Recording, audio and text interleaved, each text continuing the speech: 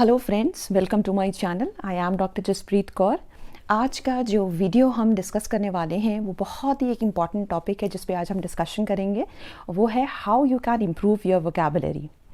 ये वीडियो सिर्फ जो है कुछ लोगों के लिए नहीं है, ये उन सब के लिए है जो कि वो स्टूडेंट्स जो कि अभी 12th में है या जो ग्रेजुएशन कर रहे हैं, पोस्ट ग्रेजुएशन कर रहे हैं, या कैट की तैयारी कर रहे हैं, या कोई गवर्नमेंट एग्ज़ाम की तैयारी कर रहे हैं। ये वीडियो उन सब के लिए बहुत ही ज़्यादा बेनिफिशियल होने वाला है क्योंकि आज मैं कुछ ऐसी आपके पॉइंट्स डिस्कस करने वाली हूँ जिनको कि आप फॉलो करके या प्रैक्टिस करके आप जो है अपनी वोकैबुलरी को आप इंक्रीज़ कर सकते हैं, बढ़ा सकते हैं और अच्छा कर सकते हैं। सबसे पहली चीज़ जो है, इसमें 3-4 चीज़ें हैं जो आपको ध्यान में रखना है, उनके अलावा और कुछ नहीं करना है। बस ये है कि आप इसमें ध्यान कितना देते हैं इन पर, ये आपको बहुत ज़्यादा पॉइंट जो है नोट करने वाला है। तो पहली जो चीज़ ये है कि reading, second is speaking, third is writing and fourth is listening.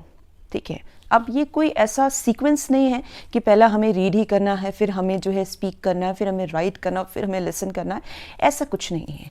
सबसे पहली चीज़ ये है कि रीडिंग, हमें जो है रीडिंग की एक हैबिट बना के चलनी चाहिए। अगर आप जो है एक रीडिंग हैबिट बना के चलेंगे तो आप जो है नए वर्ड्स से रूबरू होंगे और उन नए वर्ड्स को आप जो है अपना किसी भी आप नोटबुक में आप जो है नोट कर सकते हैं and you can get the meaning of that word and you can note it down, right? So first thing is that make a habit of reading. You can read anything, right? Anything of your interest. You can read novel, you can read newspaper, English newspaper, you can read journals, you can read magazines of your interest. I'm not saying that you have to read full newspaper. Might be that you are not interested in reading full newspaper, but you can read the news of your interest area. If you are interested in politics, then you can read the news from that section. If you are interested in sports, then you can read the news from that section. And I believe that you are going to come across new words. I believe that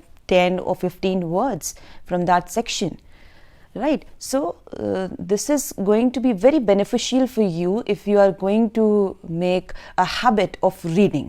right, अगर आप newspaper नहीं पढ़ना चाहते हैं, उसमें आप interested नहीं हैं, या आपको लगता है कि अगर आप जो है गवर्नमेंट एग्ज़ाम्स की तैयारी कर रहे हैं तो आप बशर्ते बिल्कुल ही आप पढ़ते होंगे न्यूज़पेपर, क्योंकि करंट अफेयर्स से बहुत ही ज़्यादा जो है क्वेश्चंस आते हैं, वोकैबुलरी के बहुत ज़्यादा क्वेश्चंस होते हैं, 5 भी हो सकते हैं, 10 भी क्वेश्चन हो सकते हैं। तो ये आप जो है क्रैक कैसे करेंगे, बिकॉज हर एक नंबर की वैल्यू होती है। जब मेरिट बनती है तो आपको पता ही है एक एक नंबर कितना ज़्यादा इंपॉर्टेंट होता है, तो वो मार्क्स को आपको गेन करने के लिए आपको इतना तो आपको करना ही पड़ेगा, राइट? तो ये आपको रीडिंग हैबिट तो बनानी पड़ेगी। अब दूसरी चीज़, अगर आप गवर्नमेंट एग्ज़ाम की तैयारी नहीं कर रहे हैं, आप वैसे ही अपना वोकैबुलरी आप स्ट्रॉन्ग करना चाहते हैं, तो आप एक चीज़ ये कर सकते हैं, आप बहुत ही शॉर्ट स्टोरीज़ की जो बुक्स आती हैं आप उनको पढ़ना स्टार्ट कर दीजिए। उनमें से भी आपको कई कई वर्ड्स होंगे जो आपको मिलेंगे। जो नॉवेल्स हैं, आप नॉवेल्स को रीड करना शुरू करिए, आपको उसमें भी कुछ नए वर्ड्स मिलेंगे। बट ये कंडीशन ये है कि आप उन नए वर्ड्स को जो है आप एक जगह पे लिखते चले जाइए, राइट? जब आप लिखेंगे तो आपको ध्यान रहेगा कि इनमें हमारा इन वर्ड्स का मीनिंग क्या था, right? And take out the dictionary and take out the meaning of that word, right?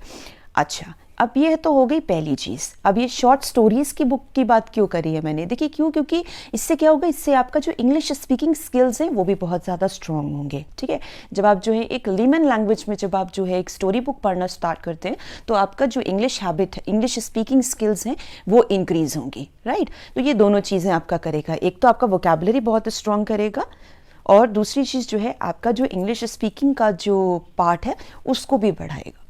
Second चीज़ जो आपने करनी है दैट इज़ राइटिंग। अब जो वर्ड्स जो आप लिख रहे हैं अपने पास, क्या आप वो एक जगह पे सब जो है कंपाइल करके रखते जा रहे हैं, उनका अब कुछ नहीं होगा, उनका होगा। जब हम वर्ड्स को हम नए वर्ड्स को हम सीख रहे हैं तो उन नए वर्ड्स को हम प्रैक्टिस कितना कर रहे हैं, तो एक राइटिंग हैबिट भी बनाइए। राइटिंग हैबिट में बनाने का ये है कि आप जो है आप एक जगह पे बैठ करके आप जो है शाम को या जब भी आपको खाली वक्त मिलता है आप उस समय बैठ करके एक पैराग्राफ लिखने की कोशिश करिए और उसमें जो है जो वर्ड्स आपने लिखे हुए हैं अपने पास, जो भी वर्ड्स, जो भी आपको नए वर्ड्स मिले हैं, उन वर्ड्स को आप उनमें यूटिलाइज करने की कोशिश करिए, उनमें आप ऐड ऑन करिए. Try to frame sentences from those words, from those new words, right. तो वो चीज़ जो है वो आपकी राइटिंग स्किल्स को भी और ज़्यादा इंप्रूव करेगा और आपके जो लर्निंग प्रोसेस है उसमें जो रिटेंशन लेवल है उसको ज़्यादा हाई करेगा. क्योंकि एक लर्निंग प्रोसेस जो होता है जिसमें हम बोलते हैं ना that first is to learn, second is to retain and third is to recall.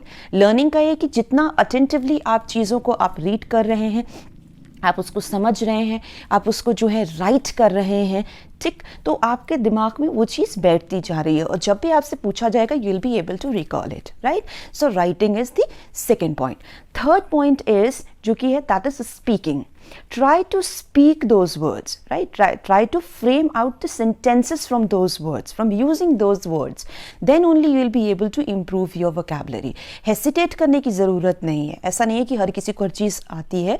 आप ये कई बच्चों को ये मैंने देखा है कि वो घबरा जाते हैं कि मैं ये वर्ड जो है ये सेंटेंस में ये फ्रेम नहीं कर पा रहा हूँ. तो गलत सलत जैसा भी फ्रेम करिए, आप फ्रेम करने की कोशिश करिए. इससे आपका जो वोकैबुलरी पार्ट है वो तो बढ़ेगा ही बढ़ेगा, उससे ज़्यादा आपका कॉन्फिडेंस और ज़्यादा रेज होगा और कॉन्फिडेंस आपका बिल्टअप होगा आपकी जो कम्युनिकेशन स्किल्स है उससे, राइट. सो स्पीकिंग स्किल्स जो हैं वो भी आपको इसमें इनकॉर्पोरेट करनी है if you want to improvise your vocabulary section, right. Whatever the word you are learning, you have to use it in your daily life and try to frame out some of the sentences by using those words. Next and the last point is that is listening. Try to listen English news. ठीक है. सबसे ज़्यादा जो है आप जो है English dramas देखिए, ठीक है. कुछ जो है आप जो है इंग्लिश न्यूज़ सुनने की कोशिश करिए, इंग्लिश में बात करने की कोशिश करिए. तो जब आप चीज़ों को आप जो है इस तरीके से आप सुनेंगे तब आपका क्या होगा कि आपका जो रिटेंशन लेवल है और ज़्यादा स्ट्रॉन्ग होगा और रिकॉलिंग पावर जो होगी वो उससे भी ज़्यादा और हाई हो जाएगी और इससे आपका जो वोकैबुलरी पार्ट है वो बहुत ही ज़्यादा स्ट्रॉन्ग होगा. तो ये चार चीज़ें आपको बिल्कुल ध्यान में रखनी है अगर आप अपना वोकैबुलरी सेक्शन, आप वोकैबुलरी पार्ट आप इम्प्रूव करना चाहते हैं. First is that is reading, second is writing, third is speaking and fourth is listening, right. But सबसे ज़्यादा इम्पॉर्टेंट चीज़ जो ये चीज़ है कि हम ये सब सुन तो लेते हैं लेकिन हम इसको प्रैक्टिस नहीं करते हैं.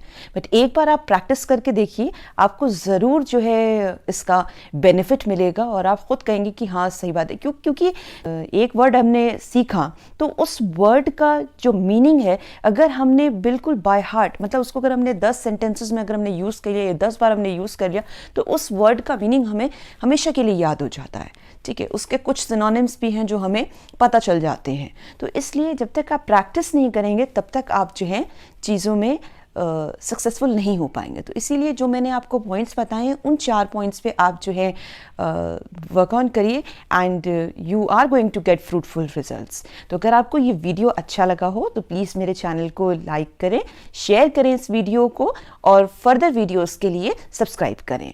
Thank you.